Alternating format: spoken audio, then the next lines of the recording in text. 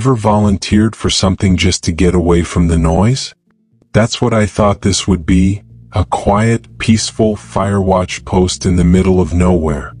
No phones. No internet. Just miles of untouched Scottish wilderness. But on the very first night, they handed me a protocol binder.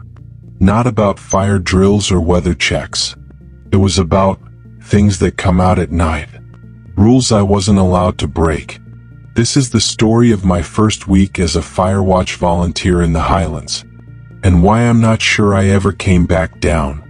I found the posting on a UK conservation website, Seasonal Firewatch Volunteers Needed, Cairngorms National Park.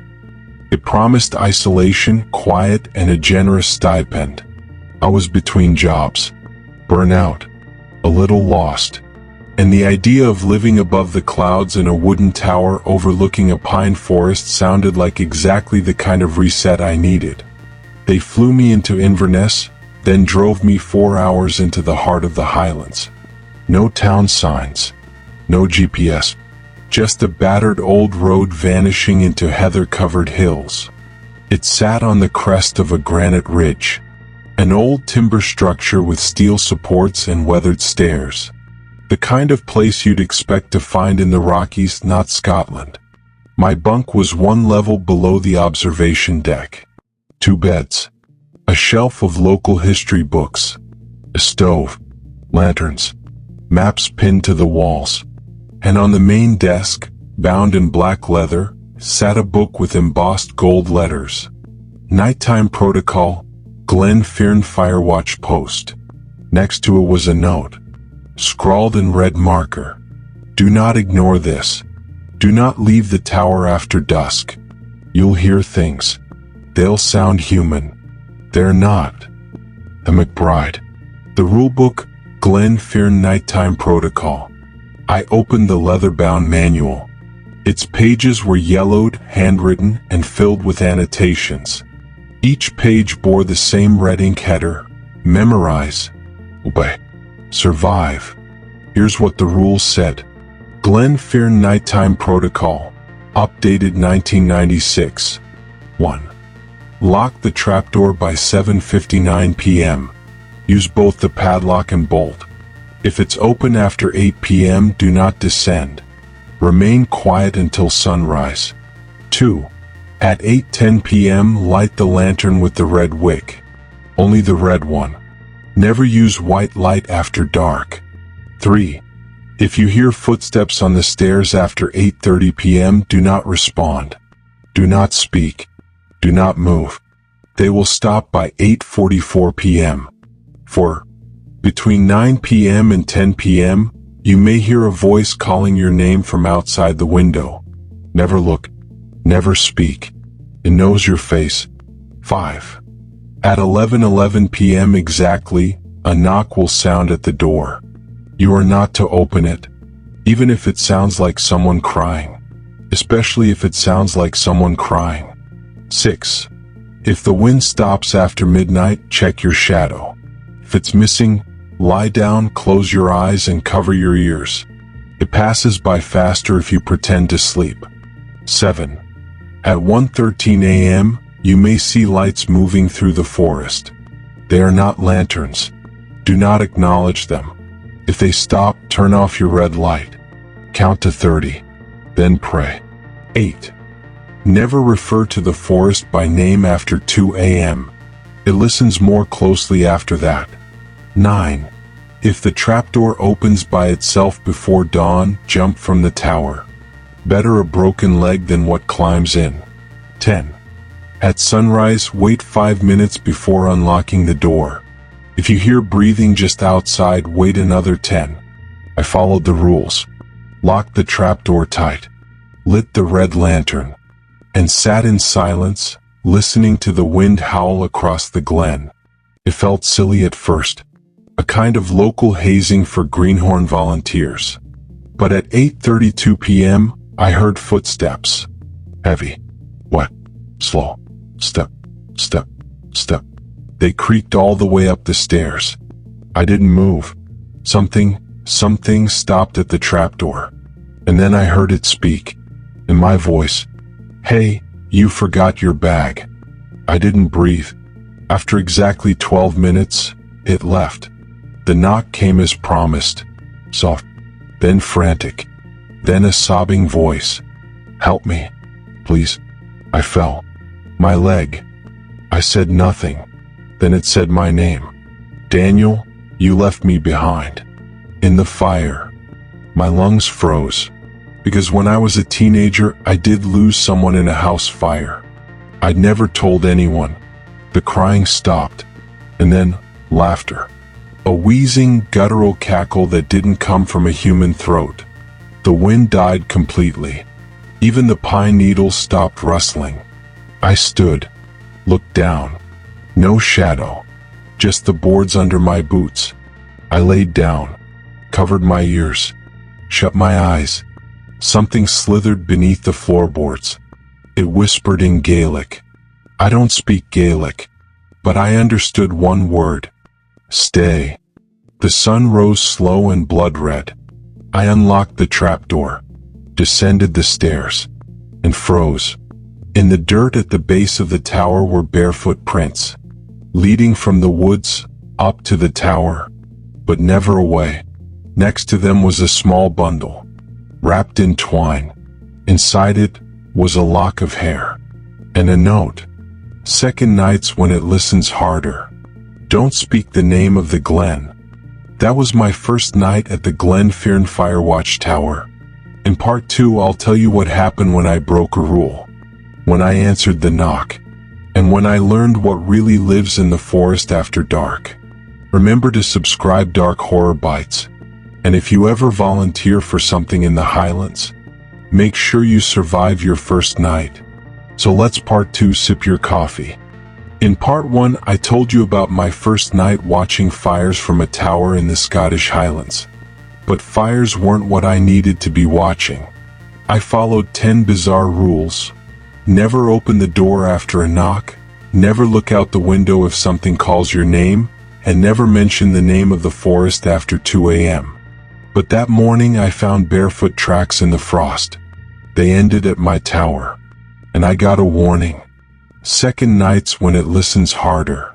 I should have left right then. I spent most of the day inside the tower. Didn't descend the ladder. Didn't go looking for a signal. I watched the forest from behind binoculars. So, too still. The trees didn't sway. No birds. No insects. Just silence and clouds that didn't move. The bundle from that morning, the lock of hair, sat on the desk beside the rule book. Something about it felt old, brittle, and human. There was a second note folded beneath it, scrawled in red ink. Break 1 rule and it finds you. Break 2 and it wears your face. I bolted the trapdoor, checked it twice, lit the red lantern, sat by the window. Just after 8:30 the footsteps started again. Same wet, heavy pacing. But this time, they came higher. Onto the roof. The boards groaned above me. Nails creaked in the windless air. Then silence. Until I heard whispering inside the walls. I pressed my ear to the wooden beam. It was my voice, saying my name over and over. Daniel. Daniel. Daniel. And then, something new. Let me in this time. The rulebook warned not to look outside if something called my name. But tonight it didn't call me by name. It sang. A child's voice, high and tuneless. Fire on the mountain, ash in the breeze. Climb up high or kneel on your knees. The voice circled the tower as if skipping around it. I closed the red curtain. Then silence. Until something tapped on the glass from the outside. Not knocked. Tap. Delicately. Repeatedly. Like fingers. Or claws. I didn't look. But when I checked the pane in the morning, it was covered in handprints. All facing in. Some too small. Some with too many fingers. This is where I messed up. This is the rule I broke. At 11:11 the knock came again. Same pattern. And the voice was my mother's. Danny, I found your tower. I'm cold. Please let me in. Now listen. My mother died 6 years ago, so I knew it wasn't her. But I needed to see. Just once. I unlocked the door. Didn't open it. Just unlocked it. And as soon as I did, silence. Total dead silence. The wind stopped. The lantern dimmed. And something crawled in through the floorboards. Not physically, but into my head. A presence. I fell to my knees. Started whispering things I didn't understand. Not English. Not any language I knew. Then my reflection in the glass smiled. I didn't. I snapped out of it around midnight. The red lantern had almost gone out. I relit it, and when I turned around, someone had written on the walls in soot, "You broke the door. It's coming through." And underneath that, "Don't sleep tonight." I stayed awake, or tried to, but somewhere around 1:20 a.m., I nodded off, just for a second. I dreamed I was walking through the woods, barefoot. The snow didn't burn. The trees leaned toward me, and there was something behind me, imitating my footsteps. Perfectly. Echoing mine half a second late. When I turned to look, it looked just like me, but smiling, and bleeding from the eyes. It said, "You woke me up." I bolted awake, but the tower wasn't right. The red lantern was off. The trapdoor was open. I moved quietly to the edge of the trapdoor. Didn't see anything, until I turned, and it was behind me. Not a person. Not a ghost. A shape. A silhouette made of smoke and ash. Wearing my face. Its mouth moved, but it had no voice. Only sound it made was breathing. My breathing. Faster. Louder. As if I was suffocating from inside my own skull. Then it lunged. I woke up on the ground outside the tower. Bleeding from the head. Frostbitten fingers. Clothes ripped. The trapdoor above was shut. But etched into the wood in something red, maybe blood, was a single line. One more night. And at my feet was the black leather rulebook. With new pages. Glen Fearn Nighttime Protocol, Final Night. The tower is no longer safe. Do not return to the observation room. Do not trust your reflection. Do not trust your thoughts. Do not trust the rules. If you see the fire, walk into it. If you hear your mother's voice, scream until you forget her name. If you see the boy, run. If you see yourself, do not run. You're already too late. The forest is awake now, and you spoke its name. That was my second night at Glen Fearn. In part 3, I'll tell you what happened when I tried to leave. When I met the boy who never left the tower. And what the forest really is. Subscribe to Dark Horror Bytes. And if you're ever alone in a Firewatch tower in the Highlands, don't open the door. Even if it cries like someone you love. So now this the ending part. In part 2 I broke the rules. I opened the door when I shouldn't have. I looked when I was told not to. And something got in. I woke up outside the tower, bleeding and confused. And with a new set of rules. They told me not to trust myself. Not to trust the rules. And worst of all, not to trust my thoughts. This is the story of my final night in Glen Fearn. The rulebook now had no cover. Pages torn. Bleeding red ink. The final rules made no sense. If you see yourself, it's already too late. If you see the boy, run. If the fire burns green, follow it. If you hear music, it means he's watching. I wasn't even sure what he meant anymore. But something had changed.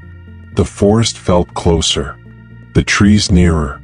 Like they had moved during the night. Or maybe the tower itself had sunk. I climbed back into the Firewatch cabin just before sunset. But it wasn't as I remembered. The map of the hills was gone. The floorboards were warped, soggy. Like water damage, but the air was dry. The red lantern wouldn't light. And in the mirror, I didn't see myself. I saw the boy, barefoot, hollow-eyed, standing where I stood, smiling. He mouthed something. "You're in the roots now." At 8:30, a fire flared in the forest clearing, but it wasn't orange or yellow. It was green, almost neon, flickering unnaturally, and I saw them. Figures. Silhouettes of people, watchers like me, walking slowly in circles around it, all barefoot, all identical, all wearing my face. I dropped the binoculars. When I looked back, the clearing was empty.